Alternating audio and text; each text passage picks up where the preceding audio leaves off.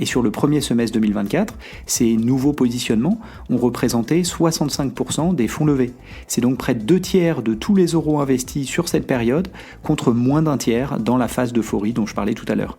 Le marché a donc drastiquement changé et à mon sens, on peut parler clairement d'InsurTech 2.0. Bienvenue à toutes et à tous dans Tonalité InsurTech. Comme à la fin de chaque mois, on se retrouve pour analyser les levées de fonds annoncées récemment en Europe. C'est l'occasion de décrypter la dynamique à l'œuvre en matière d'innovation dans l'assurance. Et si vous ne le connaissez pas déjà, le podcast revient chaque semaine sur l'innovation et la technologie au service de l'assurance à travers différents formats. On échange avec des personnalités qui font l'innovation, on décrypte les tendances majeures de la scène InsurTech ou encore on retrace l'histoire de startups qui ont fait l'actualité récente. Pensez donc à vous abonner pour ne pas rater le prochain numéro. Avant de se lancer dans l'analyse de la dynamique d'investissement, je souhaitais vous rappeler les derniers épisodes du podcast parus ces dernières semaines. Dans le cas où vous ne les auriez pas déjà écoutés, je vous invite donc à découvrir le numéro réalisé ce mois-ci. Dans cet épisode, je partageais la lecture d'un article paru il y a quelques semaines sur le site d'information Reinsurance News. Cet article s'intéressait au marché de la cyberassurance en Europe et détaillait sa dynamique en s'appuyant sur le témoignage des équipes de Marsh. C'était l'occasion de partager quelques réflexions personnelles sur les défis encore à relever, selon moi, pour les InsurTech qui souhaiteraient se lancer sur ce segment de marché. Cet épisode est évidemment à retrouver sur le fil de Tonalité InsurTech. Bonne écoute! Et maintenant, on revient comme chaque mois sur la dynamique d'investissement à l'œuvre sur la scène InsurTech européenne. Et le mois d'août a été, atone. En effet, aucun deal n'a été annoncé. Et c'est une première depuis que nous suivons et analysons attentivement les annonces de levée de fonds au fil de l'eau. Certes, le mois d'août a toujours été très calme, cependant, c'était toujours l'occasion pour certaines startups de faire des annonces à la fin du mois, quelques jours avant la rentrée officielle de septembre. Cette année, il n'en est rien. Bref, aucun deal annoncé et 0 € investi, c'est ce qu'il faut retenir du côté des chiffres. Par conséquent, au lieu de se plonger dans l'analyse des 3 deals les plus importants du mois, puisqu'il n'y en a eu aucun, je vous propose de faire un point d'étape à mi-année sur l'état de l'InsurTech en Europe. En particulier, je vous propose de nous attarder sur 3 tendances majeures qui structurent cet écosystème. Premièrement, la dynamique d'investissement est à la baisse. C'est l'éléphant dans la pièce, oui, les investissements sont en baisse. Certes, 33 deals ont été annoncés sur le premier semestre 2024 sur la scène InsurTech européenne, ce qui est une très légère hausse de 3% par rapport à la même période l'année dernière. Cependant, en montant investi, la tendance est plus impressionnante et sans appel. Ces startups ont levé au total 340 millions d'euros, ce qui marque une baisse de 21% par rapport au premier semestre 2023. Malgré cela, l'innovation est à l'œuvre partout. D'abord, dans toutes les géographies. En effet, si l'Angleterre est en tête avec 39% des deals annoncés sur le semestre, si la France suit comme d'habitude devant l'Allemagne qui complète le podium, le reste de l'Europe, au-delà de ces 3 plus gros écosystèmes donc, conserve une bonne dynamique avec 27% des deals annoncés. Cela reste donc dans la fourchette haute observée ces dernières années et ce sont 5 pays différents qui ont vu des startups lever des fonds. À noter qu'une nouvelle fois, l'Espagne est la scène la plus active sur cette catégorie. L'innovation touche également toutes les lignes de métier. Encore une fois, toutes les lignes, P&C, santé, life et les lignes commerciales ont été actives en matière d'investissement. Et une nouvelle fois, les lignes P&C représentent moins d'un tiers de toutes les levées annoncées. On est bien loin de la croyance qui veut que, je cite, l'InsurTech n'est que du P&C, il n'en est rien. Mention spéciale pour les lignes commerciales qui sont une nouvelle fois particulièrement actives avec plus de 20% des deals annoncés. Enfin, les startups B2B, qui offrent de la technologie aux acteurs en place, est sensiblement moins active que l'année passée, avec seulement un gros tiers des deals annoncés. Enfin, l'innovation concerne toute la chaîne de valeur, ou presque. Car pour la première fois, depuis que nous suivons les levées de fonds InsurTech en Europe, aucun deal n'a été annoncé sur la partie sinistre de la chaîne de valeur. Cette section est traditionnellement sous-active, mais elle a toujours été aux environs de 10% des deals annoncés. Grosse surprise également du côté de la distribution. Si vous êtes habitué du podcast, vous savez que c'est la section la plus active de la chaîne de valeur. C'est toujours plus de la moitié des deals qui ont été annoncés sur cette partie. Sur le premier semestre 2024, et pour la première fois, les chiffres sont très légèrement en dessous de la moitié. Mais cela n'en reste pas moins la partie la plus active de la chaîne de valeur. Soulignons enfin la très bonne dynamique sur la partie produit de la chaîne de valeur. De nombreuses startups utilisent en effet de la technologie pour explorer de nouvelles opportunités. Soulignons en particulier la grosse dynamique sur la thématique des crédits carbone qui fut clairement la tendance sur ce premier semestre de l'année. Deuxièmement, le marché a radicalement changé vers de nouveaux business models. Au-delà du constat désormais connu de tous sur la baisse des investissements, il est à souligner un changement important dans la structure même du marché de l'insurtech.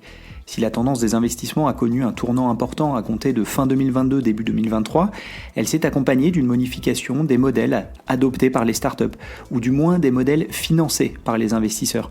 En effet, nous avons fait l'analyse dans les détails, durant la période d'euphorie de l'insurtech, entre 2019 et 2022 compris, la plupart des fonds étaient en réalité dirigés vers deux modèles uniquement.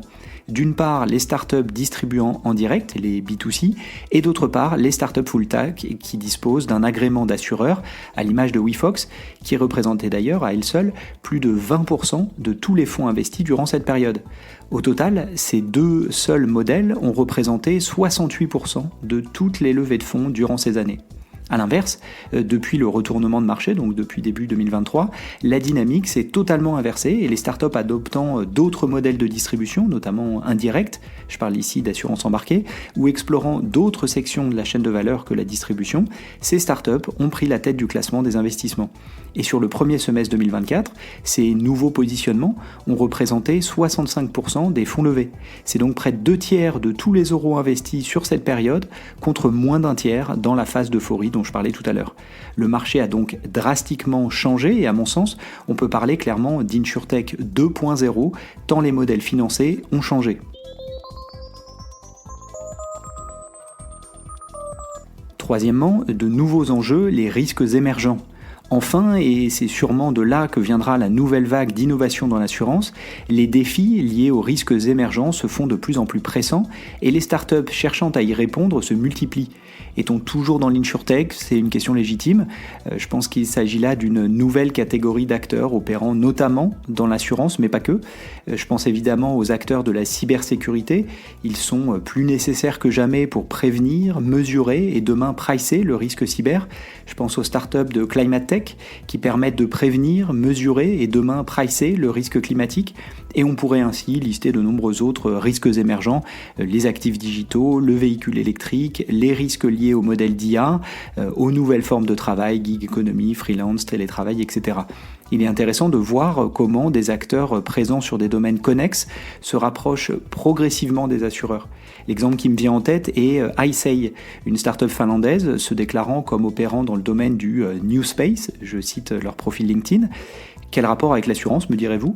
La start-up opère une flotte de satellites qui lui permet d'offrir des mesures et observations sur n'importe quelle localité sur Terre. Ainsi, elle permet de mesurer et d'anticiper les changements climatiques.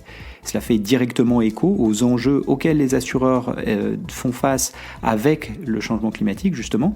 On pense à certains États américains qui ont été désertés par les assureurs à cause des conséquences et coûts liés au changement climatique.